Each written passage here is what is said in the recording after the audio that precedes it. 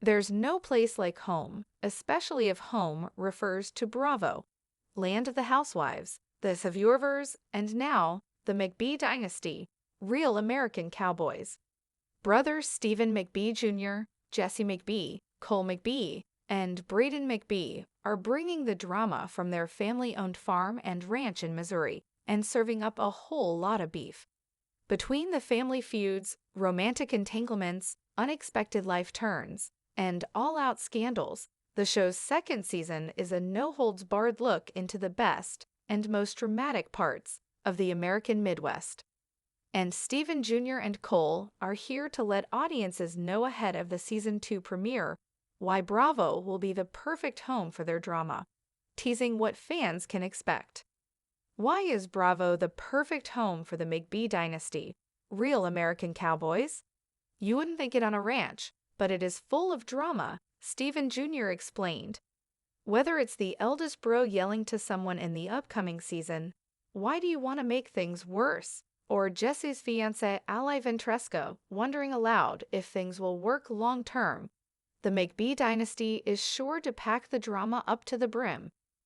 Name-calling and accusations involving Stephen Jr.'s girlfriend, Kala Jackson, and Stephen Sr.'s ex, Galina Solkowska, surely add to the fire. Every day, there is something insane that happens between that group of three, Cole said in reference to his father's love triangle, Steve Sr., Galina, and Galina's friend Masha. In one clip, Galina told producers, "I found out he was my friend." The Cowboys versus the Housewives. When it comes to the Bravolebs, Cole thinks he and his brothers are probably as dramatic as the Housewives.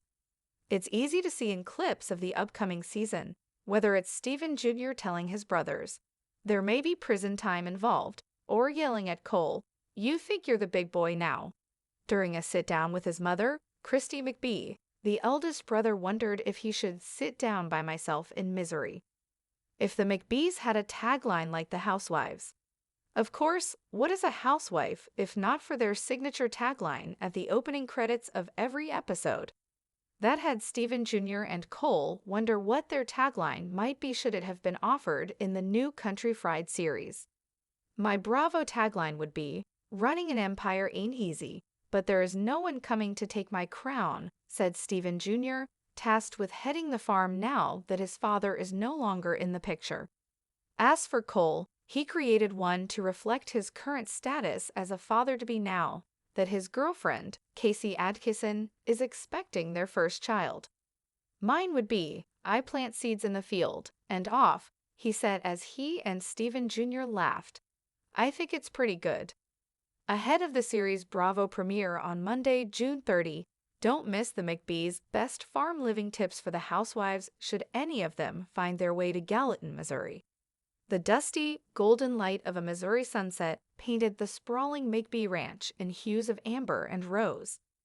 Calves bawled in the distance, a low, rhythmic counterpoint to the chirping crickets, and the hum of a distant tractor faded into the evening. It was a picture of idyllic Americana, yet beneath the surface, the familiar undercurrent of McBee drama was already stirring. Stephen Jr., his broad shoulders slumped slightly from a day wrestling with a busted fence line, leaned against the porch railing, a lukewarm beer in his hand.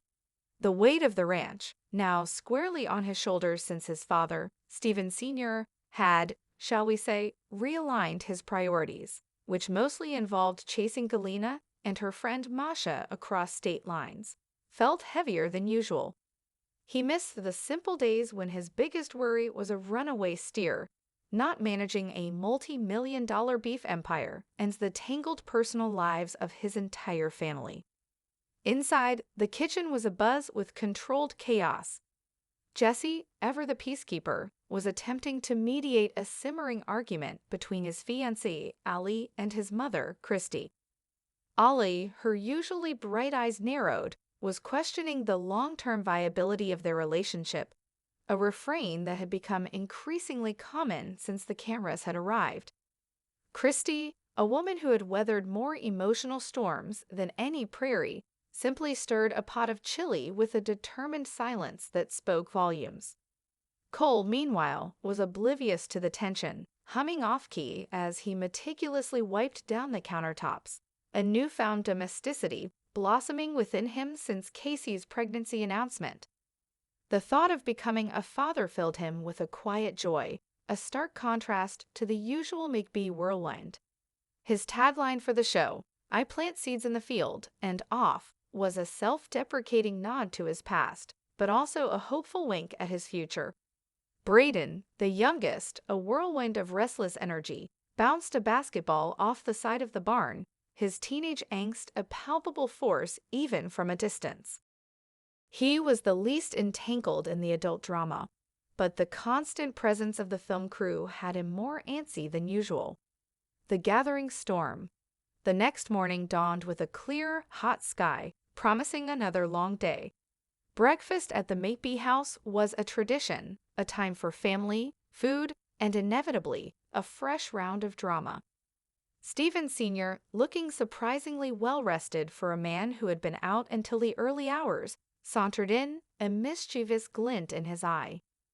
Galena, adorned in a surprisingly elaborate silk scarf for a ranch breakfast, followed close behind, her phone already poised for a selfie. Masha, her friend, trailed them, a quiet, watchful presence.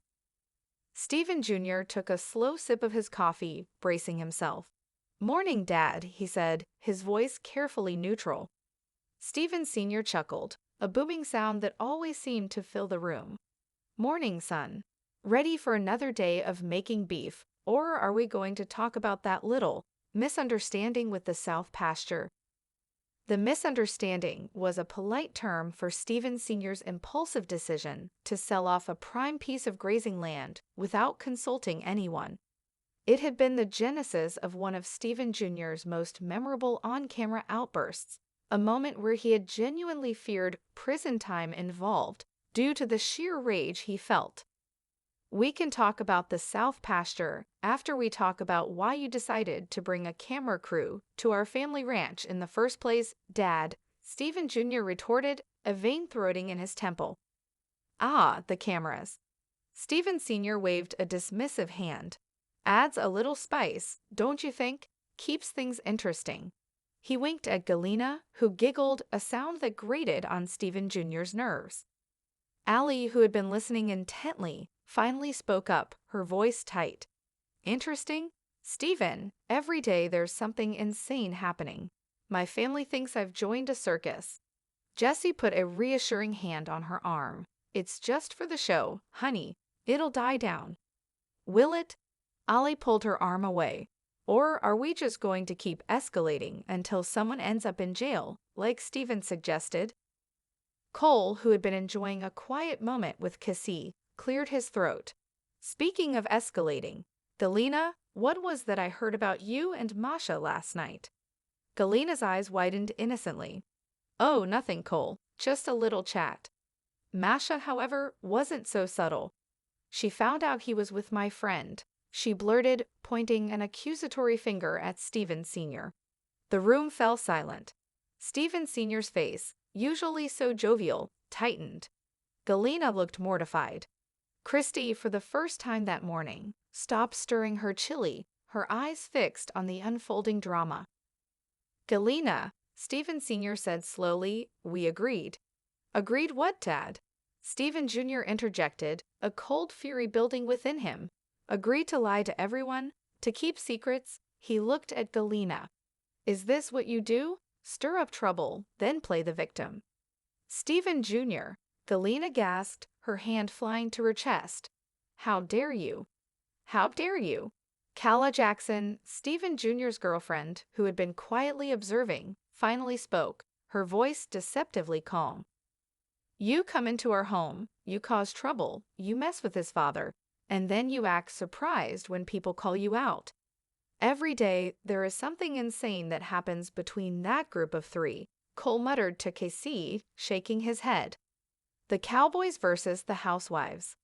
Later that day, after the dust had somewhat settled, or rather, relocated to a different corner of the ranch, Stephen Jr. and Cole found themselves back on the porch, watching the last of the sunlight fade.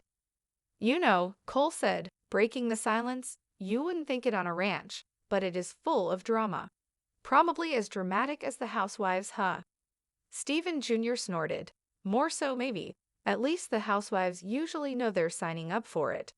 We just kinda woke up one day and found ourselves in a reality show. True, Cole mused, but it's not all bad. At least Casey and I are getting to share our news. And, it's pretty cool to have our lives out there for people to see. It's a double-edged sword, Stephen Jr. admitted. One minute you're talking about prison time, the next you're yelling at your brother. You think you're the big boy now. He chuckled, remembering the argument he'd had with Cole about a cattle drive.